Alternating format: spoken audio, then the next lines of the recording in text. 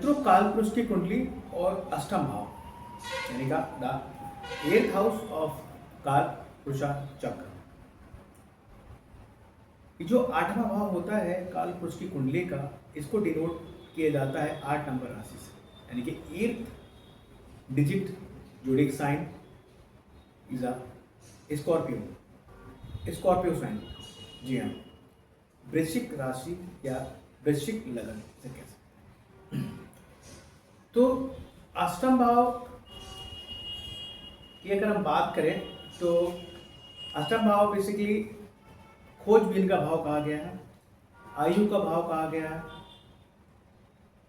अष्टम भाव रिसर्च का भाव कहा गया है, इनकम का भाव कहा गया है। इनकम मीन इनहेरिटेंस, पैतृक, दूसरों का धन, यानी कि सेकेंड हाउस अपना धन और अष्टम भाव दूसरों का धन। तो ऐसे लोग जो स्कॉर्पियो असेंडेंट के होते हैं ना, इनमें भी विशेष जो क्वालिटी होती है ना कि दूसरों के धन से मौज लेते हैं, अपने धन से नहीं, दूसरों के धन से मौज लेते हैं। बड़े परिवार में शादी हो गई, इनहेरिटेंस प्रॉपर्टी मिल गई, उसी की मौज ली जा रहे हैं। घर का पुश्तैनी व्यापार चल रहा है, खुद कुछ नहीं कर रहे हैं, जो पिताजी हैं, जो बड़े भाई हैं, वही व्यापार में लगे हुए हैं, बस उन्हीं के पैसों पे मौज काटे जा रहे हैं। तो कुछ इस तरीके का एक इनको भाग्य का सपोर्ट मिला होता है कि आप कुछ नहीं करेंगे तब भी आपका चलता रहेगा। अच्छा, एक चीज और है, 8वें नंबर में यानी कि स्कॉर्पियो में जो मून होता है वो नीच का होता है। तो ऐसे लोगों का कहते हैं ना कि मन भी इन लोगों का मरा हुआ होता है। इन लोग क्या कहते हैं, अष्टम भाव यानी कि पीड़ित, चंद्रमा पीड़ित होता है वहाँ पर, तो मन भी इनका जैसे कठोर होता है, तो इसलिए ये सब करते हैं। ऐसे लोग प्रायः स्पोर्ट्स वगैरह में भी अच्छा करते हैं। इसके अलावा ये लोग मेडिकल फील्ड में भी काम करते हैं, मेडिकल से रिलेटेड, इक्विपमेंट से रिलेटेड, या फिर इंडस्ट्री वगैरह इनके हो सकते हैं। इंश्योरेंस का काम इनको पसंद हो सकता है, ऑकल्ट से जुड़े हो सकते हैं, और रिसर्च, एक अच्छे रिसर्चर ये हो सकते हैं, एक अच्छे स्पोर्ट्समैन ये हो सकते हैं। आयु का भाव है ना, तो डॉक्टर फील्ड भी हम यहाँ से देख सकते हैं। ओवरऑल अष्टम भाव से रिलेटेड जितनी भी चीजें देखी जाती हैं वो सब स्कॉर्पियो की क्या बोलते हैं ना कि स्वभाव में हम देख सकते हैं। वृश्चिक राशि जिसे बोलते हैं वो एक वाटर एलिमेंट तत्व होता है उसका, यानी कि जल तत्व प्रधान राशि होती है।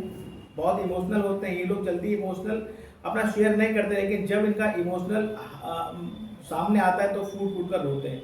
इस तरह के लोग होते हैं। इस तरह के मैंने अपनी लाइफ में ऐसा एक्सपीरियंस भी किया हुआ है, ऐसे लोग देखे हुए हैं। हालांकि मैं स्कॉर्पियो नहीं हूँ, लेकिन मैंने कुछ लोग हैं जो मेरे क्लाइंट हैं या मेरे परिचित हैं, मैंने उनको इस चीज़ों पे देखा है। इतना ज़्यादा डीप इमोशनल, ऊपर से बहुत सख्त देखते हैं, बहुत कड़क देखते हैं, एक लीडर क्वालिटी होती है, नेता होते हैं, किसी से डरते नहीं है, निडर होते हैं, क्योंकि मंगल आ गया, एनर्जी बहुत होती है, कभी ना थकने वाली एनर्जी होती है, डरते नहीं है किसी से, बेहिचक कहीं भी किसी भी मंच पे खड़े होकर अपनी बात कह देते हैं, चाहे सामने वाले को अच्छा लगे या बुरा लगे, लेकिन इमोशनली बहुत होता है। इसके अलावा ये जो राशि होती है वो फिक्स्ड नेचर लोग राशि होती है, ये लोग फिक्स्ड नेचर होते हैं, जो कहते हैं वो करते हैं। ये अपनी बातों से कभी जो है इधर उधर नहीं होते, अपने दिए गए वचन से इधर नहीं होते। इस तरीके की पर्सनालिटी स्कॉर्पियो की होती है। तो इनके जो रूलर होते हैं वो होते हैं मंगल देव, मार्स होते हैं। तो इसलिए गुस्सा, आवेश, क्रोध, जिद्दीपन होना इनमें तो एक स्वाभाविक बात होती ही है। बात की जाए इनके प्लेनेट की तो नक्षत्रों की, तो विशाखा, अनुराधा और ज्येष्ठा, यानी कि गुरु, शनि और बुध, गुरु, शनि और बुध, ये सारे ग्रह और मंगल साथ में, इन सारे ग्रहों के गुणधर्म, इन सारे ग्रहों के स्वभाव, नेचर, अच्छे और बुरे नेचर दोनों होते हैं हर एक ग्रह के पास। वो डिपेंड करता है कि आपकी जन्म पत्रिका में उस ग्रह की प्लेसमेंट कैसे है, ये सब इनमें समाहित होते हैं। तो एक डिफरेंट पर्सनालिटी होती है। मंगल जैसा तेज होता है, सूर्य मंगल से तेज मतलब तेजी की स्पीड होती है। शनि जैसी जो होते हैं ये डीप थिंकर होते हैं। गुरु का ज्ञान होता है और बुद्ध से तेजी होती है इनके बुद्धि में, इनकी बाणी में, इनके तर्क वितर्क में, इनके विवेक में। तो एक खास शख्सियत होती है स्कॉर्पियो असेंडेंट इनकी वृश्चिक लगन। तो ये तो एक छोटा सा एक इंट्रोडक्शन रहा कि वृश्चिक लगन के लोग कैसे होते हैं। अब हम बात करते हैं अपने मेन टॉपिक पर कि अक्टूबर 2025 का जो ग्रहों का गोचर है वो वृश्चिक लगन वालों की कैसे रहने वाला है। तो आइए बात करते हैं। अब देखिए आपके फर्स्ट हाउस में अगर 8 नंबर राशि पड़ी हुई है, 8 नंबर 10 जो आ रहा स्कॉर्पियो असेंडेंट या स्कॉर्पियो जोडिक साइन। अब देखिए लग्नेश की स्थिति देखी जाए, लग्नेश कहाँ बैठे हैं? लग्नेश बैठे हैं 12th, लग्नेश बैठे हैं 12th और ये यहाँ 26 अक्टूबर तक विराजमान रहेंगे। शुक्र की राशि में बैठे हैं, मरकरी के साथ बैठे हैं, अपने शत्रु के साथ बैठे हैं। यानी कि ये पीरियड है 26 अक्टूबर तक का, कहीं ना कहीं आपका हेल्थ का इशू रहेगा। अगर कोई कोर्ट के जरिए केसेस आपके ऊपर चल रहे हैं तो कहीं ना कहीं थोड़ा अलर्ट रहने की जरूरत है, वरना उसमें पनिशमेंट होने के चांसेस ज़्यादा हैं, क्योंकि उधर मरकरी भी आ गया। कहीं ना कहीं आय का व्यय भी होगा, पैसा भी खर्च होगा और कोई राहत भी नहीं मिलेगी। तो 26 अक्टूबर तक अगर कुछ भी ऐसा मामला चल रहा है तो थोड़ा सा उसमें ढील डाल दीजिएगा, बहुत ज़्यादा आगे ना रहिएगा, वरना दिक्कतें रह सकती हैं। इसके अलावा अगर आप कोई मेडिकल फील्ड में हैं, हॉस्पिटल वगैरह में जॉब करते हैं, डॉक्टर हैं, या किसी न्यायालय में हैं, या आप एडवोकेट हैं, या आप जुडिशरी में कोई जॉब करते हैं, आप न्यायाधीश हैं, आप जज हैं, या फिर आप विदेश में कोई काम करते हैं, विदेश में रहते हैं, तो ओवरऑल ये आपके लिए पॉजिटिव टाइम रहेगा। लेकिन अगर इन सब के इतर आप इन सब चीज़ें नहीं इन्वॉल्व हैं इन सब चीज़ों में, देन आपको परेशानियाँ रहेगी। बीपी वगैरह का इशू रह सकता है, इस तरह की चीज़ें यहाँ रह सकती हैं, हेल्थ में गिरावट रह सकती है। तो विशेष तौर पर 26 अक्टूबर तक का जो समय है इसमें आप अपने स्वास्थ्य तथा अगर आप 12 हाउस से रिलेटेड पीड़ित हैं या कुछ नेगेटिव इफेक्ट्स आपके पास हैं तो उन सब चीज़ों से अलर्ट रहें और थोड़ा धैर्य बना कर रखें, समय पर इलाज कराएं, अपना दवाई समय पर लें, ताकि 26 अक्टूबर तक का टाइम आप निकल जाए एग्जीक्यूटिव टाइम अभी अच्छा है। बात करते हैं आपके सेकंड हाउस के सेकंड लॉर्ड बैठे हैं आपके अष्टम भाव में, और अष्टम भाव में बैठकर ये अपने भाव को देख रहे हैं। तो धन की पॉइंट ऑफ व्यू से ये पीरियड ठीक है, हालांकि वहाँ खर्चा तो दिखा रहा है, लेकिन ओवरऑल अगर आप अष्टम भाव से रिलेटेड कोई काम धंधा कर रहे हैं, आपकी इंडस्ट्री है, आप मेडिकल इक्विपमेंट बनाते हैं, आप रिसर्चर हैं, आप ऑफर से जुड़े हुए हैं, आप इंश्योरेंस का काम है आपका, देन आपको जो है इन सब चीज़ों से रिलेटेड काम करते हैं तो फाइनेंशियली जो ग्रोथ आपकी अच्छी रहेगी, इसमें कोई जो नहीं है। 17 अक्टूबर तक ये पीरियड अच्छा रहेगा और 17 अक्टूबर बाद जैसे ही 18 अक्टूबर आएगा, जुपिटर कुछ के हो जाएंगे तब आपको भाग का सपोर्ट भी तो मिलेगा, वो तो और बेहतर हो जाएगी स्थिति। बात करते हैं थर्ड हाउस की। थर्ड लॉर्ड बैठे हैं आपके 5th हाउस में, यानी कि घर परिवार में हो सकता है कि छोटे भाई बहनों की पढ़ाई या की जिम्मेदारी या कोई भी किसी तरह की रिस्पॉन्सिबिलिटी आपको अपने कंधों पर लेनी पड़ सके, इस तरह की चीज़ें रह सकती हैं। या फिर छोटे भाई बहनों के साथ कहीं छोटी मोटी ट्रैवलिंग आप कर सकते हैं, उनकी पढ़ाई को लेकर छोटी मोटी ट्रैवलिंग कर सकते हैं, जिनसे आप प्रेम करते हैं उनके साथ छोटी मोटी यात्राएं कर सकते हैं, इस तरह की चीज़ें यहाँ आप कर सकते हैं। बात करते हैं आपके 4th हाउस की। 4th हाउस में राहु बैठा हुआ है और 10th हाउस में केतु। अब देखिए 4th और 10th में राहु और केतु का एक्सिस है। मैं आपको राहु के बारे में पहले बताया था कि राहु क्या करता है, अटैचमेंट देता है। अब 4th हाउस का है, 4th हाउस आपका सुख सुविधाओं का, आपका लग्जरी का है। तो ऐसा व्यक्ति जिसके जो 4th हाउस में लेकर राहु बैठा हुआ है ना, वो व्यक्ति अपने सुख सुविधाओं से ऊपर कुछ सोचेगा ही नहीं, उसका काम धाम में मन नहीं लगेगा, क्योंकि उधर केतु बैठा हुआ। केतु उसको अपने 10th हाउस से यानी कि 10th हाउस से डिटैच करेगा और मतलब उसके प्रोफेशन से उसे काम धंधे में उसका मन लगाएगा ही नहीं, मन टिकने नहीं देगा। और राहु यहाँ पर कहेगा अरे छोड़ सारा काम धाम, कहाँ चक्कर में पड़ा यार, घर पे रहे, एसी चला और आराम से रहे, टीवी देख, मौज मस्ती कर। इस तरीके की पीरियड जो रहेगा 1.5 साल का, वो ऐसा रहेगा कि आपका काम में मन नहीं लगेगा और लग्जरी आपको पूरी चाहिए होगी, सुख सुविधाओं में आप पड़े रहेंगे। इस तरीके की चीज़ें यहाँ रहेंगी। माता का स्वभाव शायद इस पीरियड में आपको समझ में ना आए, थोड़ा सा उनसे आर्गूमेंट से बचकर रहिएगा। प्रॉपर्टी की बात करिएगा तो प्रॉपर्टी जो है परचेज वगैरह करने की अगर सोच रहे हैं तो ये 1.5 साल तक थोड़ा सा आप अलर्ट रहें, क्योंकि राहु है, भ्रम पैदा करेगा, कहीं ना कहीं प्रॉपर्टी लेने के लिए भी आपको उकसाएगा।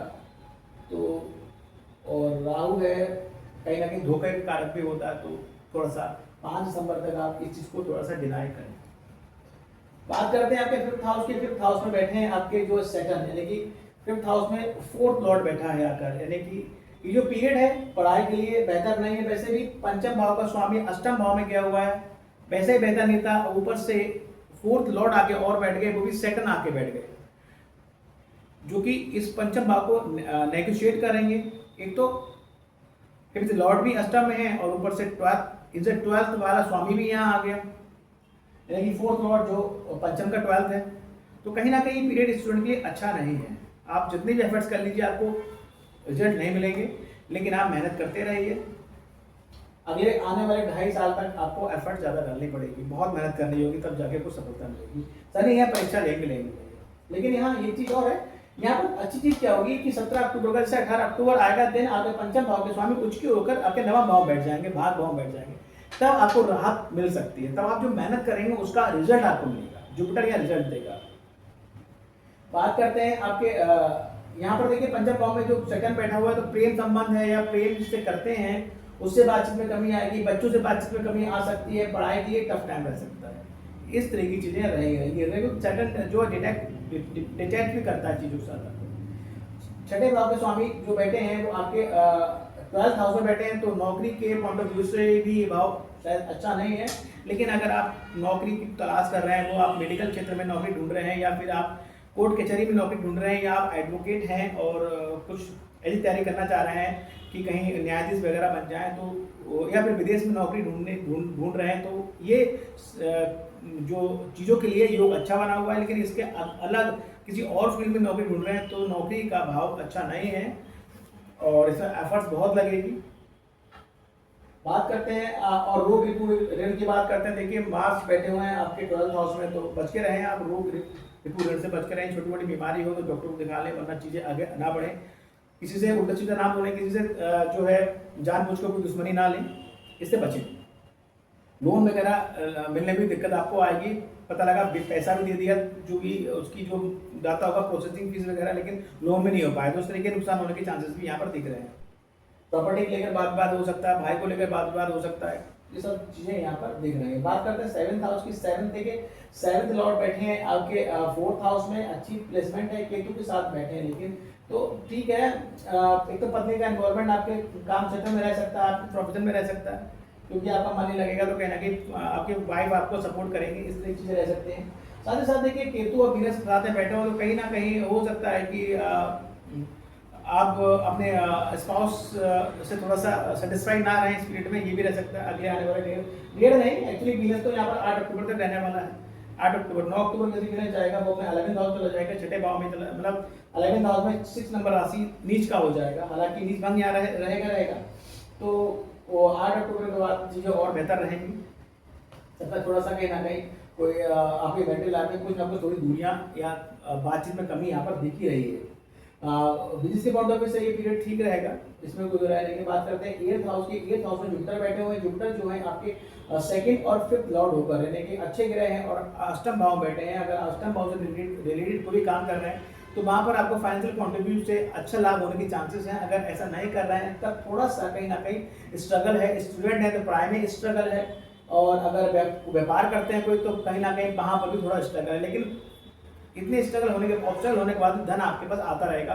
लेकिन जैसे ही 18 अक्टूबर आएगा, ये उच्च के होकर नवम भाव में चले जाएंगे, तो इसमें आपका भाग का पूर्ण सपोर्ट मिलेगा। और आपका जो व्यापार है, जो भी ये काम करते हैं, या आप स्टूडेंट हैं तो पढ़ाई के क्षेत्र में आपको जो है अवार्ड या प्रशंसा या कोई स्कॉलरशिप, और व्यापार करते हैं तो आपको खूब धन लाभ, नए बिजनेस की अपॉर्चुनिटीज वगैरह आपको मिलेंगी। बात करते हैं आपके 9th हाउस की। 9th लॉर्ड चंद्रमा है, जो कि 1 महीने में जन्म पत्रिका का पूरा चक्कर लगा लेते हैं, तो इसलिए उनको प्रोटेक्शन में शामिल करना पॉसिबल नहीं रह पाता है।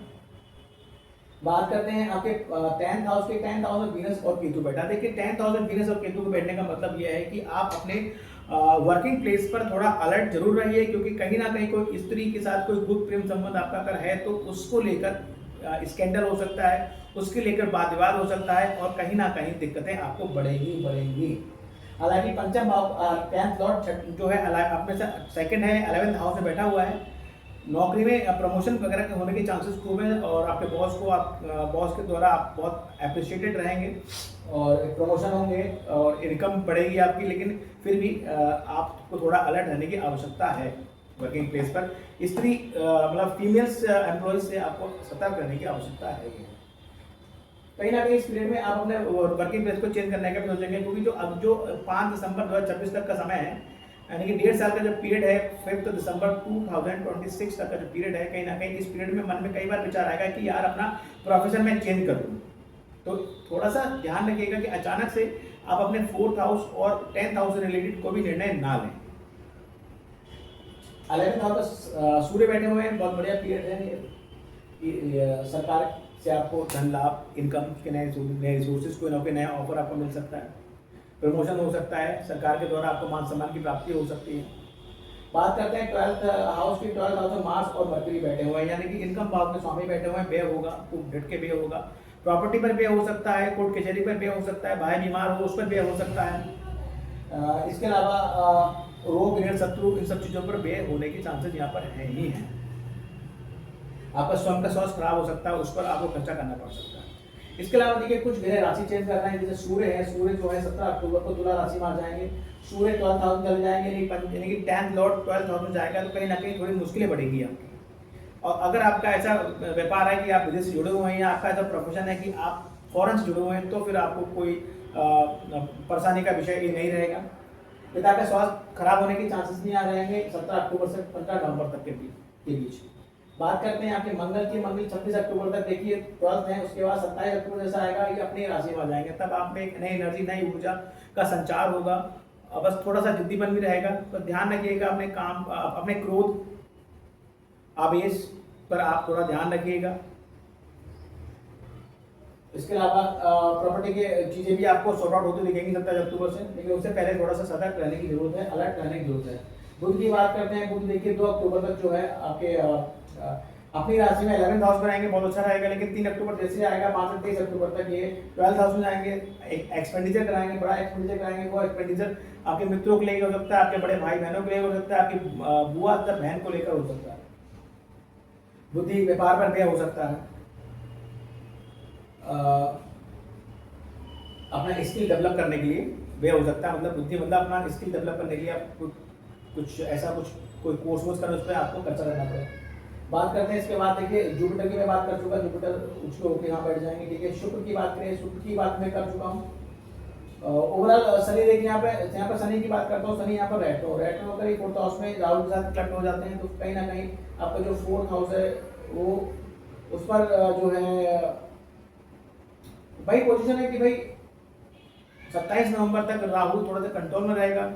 उसके बाद चीज़ें थोड़ी सी बिगड़ेंगी कि राहु जब वहाँ अकेला रह जाएगा तब वो पूरा अपना फुल फ्लैश खेल दिखाएगा। अब बात करते हैं, देखिए आपकी क्वालिटीज देखिए, आपकी लीडरशिप क्वालिटी होती है, एनर्जेटिक लोग होते हैं आप। आपके best sign Taurus, Cancer, Pisces, यानी कि वृषभ, कर्क और मीन राशि के लोग आपके लिए बहुत बेनिफिशियल होते हैं। आपके संपर्क में ऐसे लोग हैं तो उनसे जरूर आप मित्र व्यवहार रखें, और अपने कठिन समय में उनसे आप ओपिनियन लें और उनकी राय आप अप्लाई करेंगे, तो एडवाइस जब अप्लाई करेंगे तो आपको फायदा होगा। हेल्थ का इशू 8-9 अक्टूबर ये ज़्यादा रहेगा। 8 और 9 अक्टूबर को हेल्थ का ज़्यादा इशू रह सकता है। स्ट्रेस 12-13 को ज़्यादा रहेगी। एक्सपेंसिव टाइम की बात करें 21 और 22 अक्टूबर आपके लिए ज़्यादा खर्चा रह सकता है।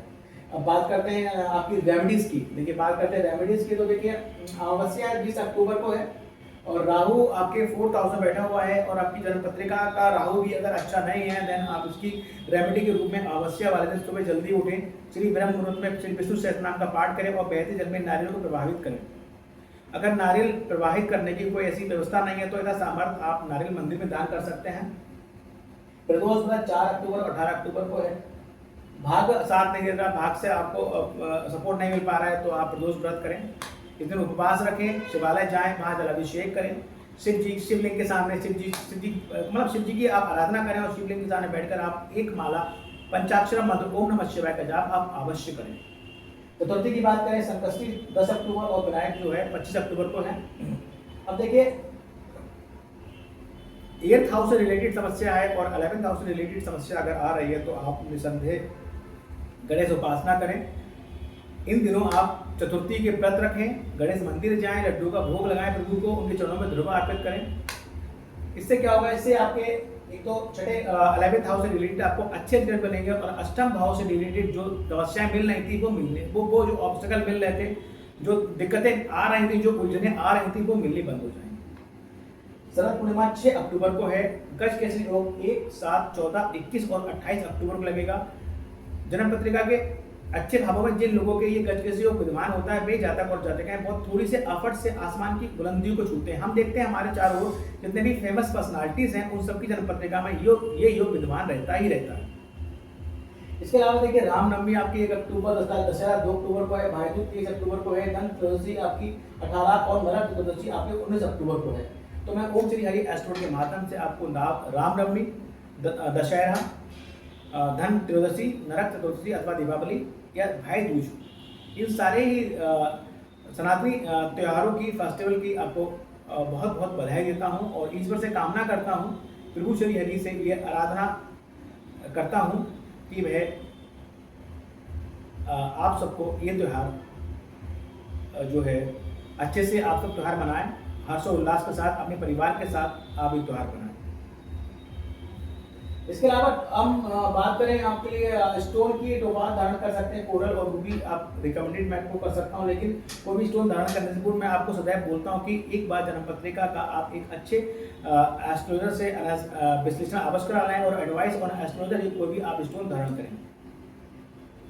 तो एक छोटा सा प्रोडक्शन रहा ये अक्टूबर 2025 का स्कॉर्पियो असेंडेंट के ऊपर। अगर वीडियो पसंद है तो लाइक कीजिएगा और जिन लोगों ने हमारा चैनल ओम श्री हरि एस्ट्रोवर्ड सब्सक्राइब नहीं किया प्लीज सब्सक्राइब माय चैनल। साथ ही साथ आपसे रिक्वेस्ट है कि जो लोग आपके संपर्क में हैं और वृश्चिक लगन अथवा राशि के लोग हैं तो उनको ये वीडियो जरूर आप शेयर करें ताकि वो जाने अक्टूबर 25 का जो ग्रह का गोचर है वो क्या कह रहा है। तो thank you very much, Radhe Radhe, जय माता।